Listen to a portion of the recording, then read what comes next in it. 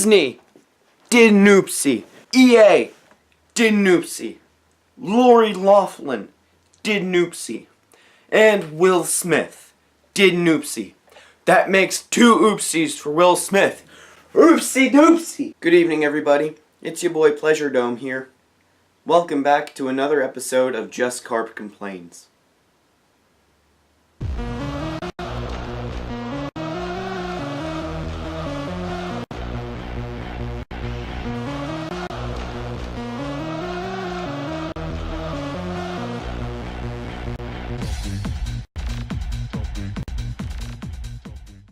Oh, that's hot. That's hot.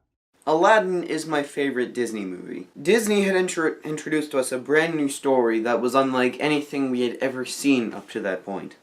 It gave us a new setting of Agrabah in what we believe is India. It introduced new characters into the Disney canon, like Aladdin, hence the name of the movie. A street urchin who struggles to be successful. He showed us that life is hard when you are poor.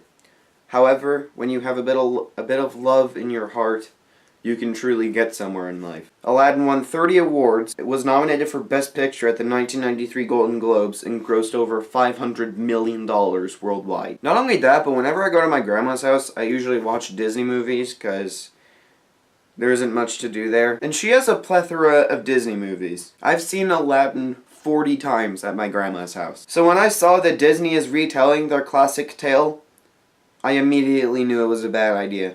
First off, the movie is live action, which is really bad.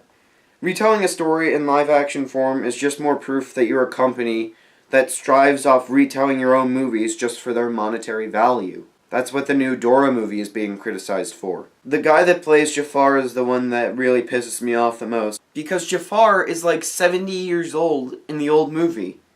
And here he looks like he's 15. Will Smith makes me pissed as well because Disney is advertising this movie solely because of the fact that Will Smith is the genie. If Robin Williams was alive and he saw this, he would disapprove of this entire movie. Plus, Will Smith as the genie looks like the love child between a Smurf and Ronan the Accuser. Disney is making extremely poor choices when it comes to their intellectual properties. And this is extremely evident when it comes to their most recent retellings of their classic films, such as The Lion King. Really, the only thing they're advertising is the fact that it is a particularly large and colorful cast, such as Keegan-Michael Key, Seth Rogen, Childish Gambino, Beyonce, John Oliver, Amy Sedaris, and James Earl Jones. Disney used to make beginners' careers skyrocket when they made their old films, because they used actors that weren't that well known. Now Disney is hiring actors for their projects just so they can open up to advertisers. And it really pisses me off because they could be using those actors to make a spin-off of one of their old movies. And they'd be able to earn more money because they're expanding on the original story. Artificially reproducing movies in live action is just more proof that you are a greedy company that will do anything for that money. 2D animation is known for being classic and timeless. 3D animation hasn't been going so well. 3D animation is just more proof that you have beefy computers and you will do anything to earn more money. Well, we've had some gems over the years, but still. Plus, it's really unnecessary. Do we even need these remakes? Do we need a Dumbo remake? Do we need a Lion King remake? Do we need a Beauty and the Beast remake? It's gritty, it's cynical, and it's entirely unnecessary. What's next, a Ratatouille movie with Gordon Ramsay? $50 season pass! Now, many of you remember the very old video that I made titled Your Game Sucks, Star Wars Battlefront 2, in which I complained about EA is ruining the Star Wars license. Well, it turns out that wasn't their only attempt at making Disney revoke the license from them. A game under the name Ragtag was in development at Visceral Games, with EA, Disney, and Uncharted writer Amy Hennig all watching closely.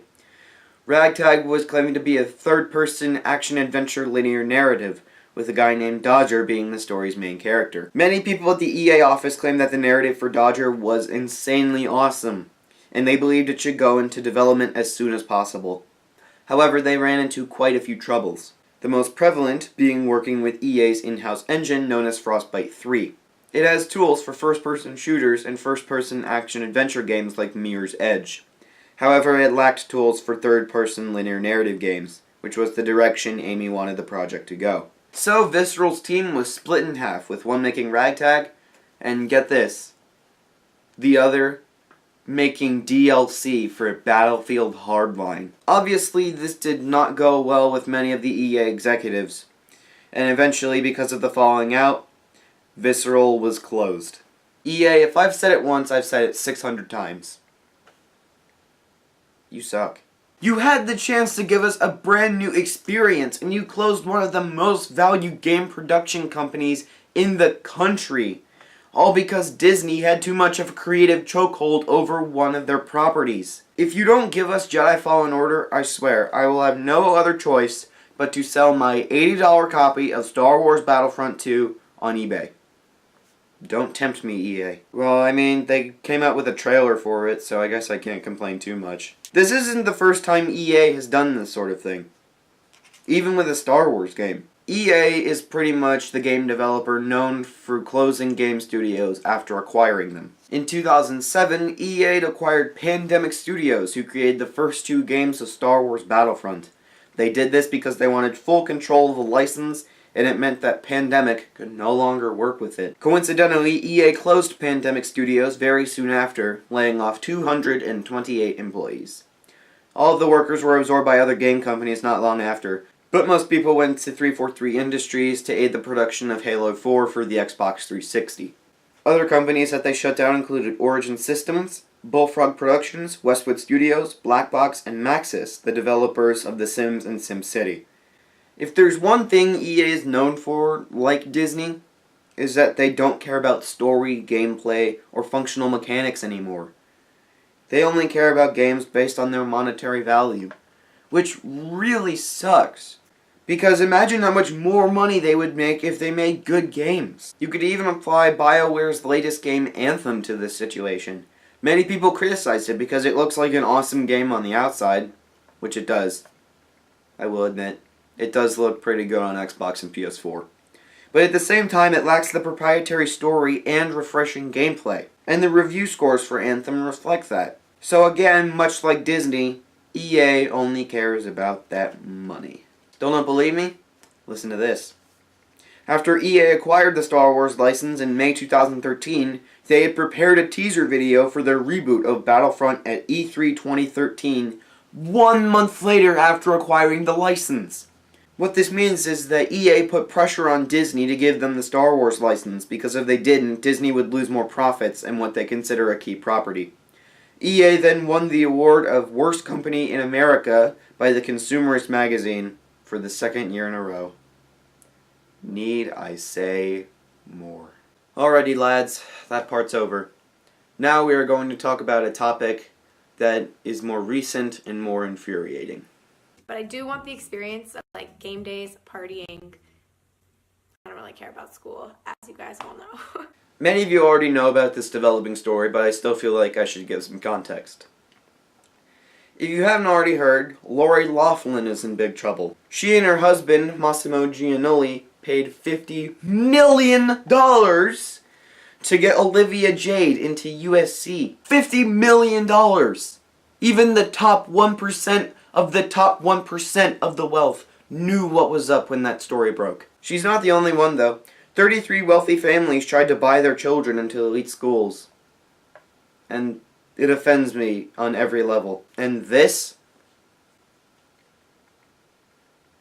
offends me to an incredible level. It doesn't make sense that all of these privileged white children are able to get into all of these high-level schools while also hurting the chances of someone else to get in. I might not even have a chance to get into an elite school, because the spot has already been taken up by a privileged white teenager. They don't deserve to be in these schools, and they sure as hell aren't smart enough to even be qualified.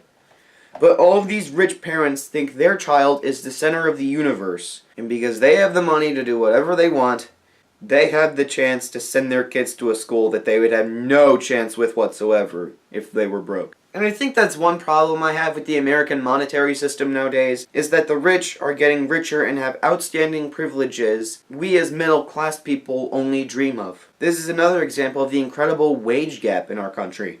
1% of the population owns 99% of the entire wealth.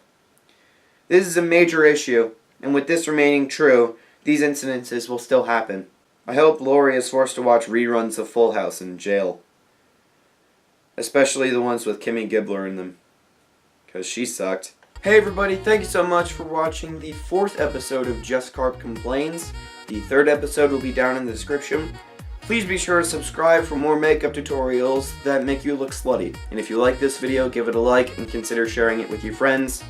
Special thanks to Mike McLeod from Grow Now Therapy for helping me with the script for this video. The link to his Instagram will be down in the description. The next video will be all about sneaker connoisseurs. Take care everybody. Happy Easter. Bye.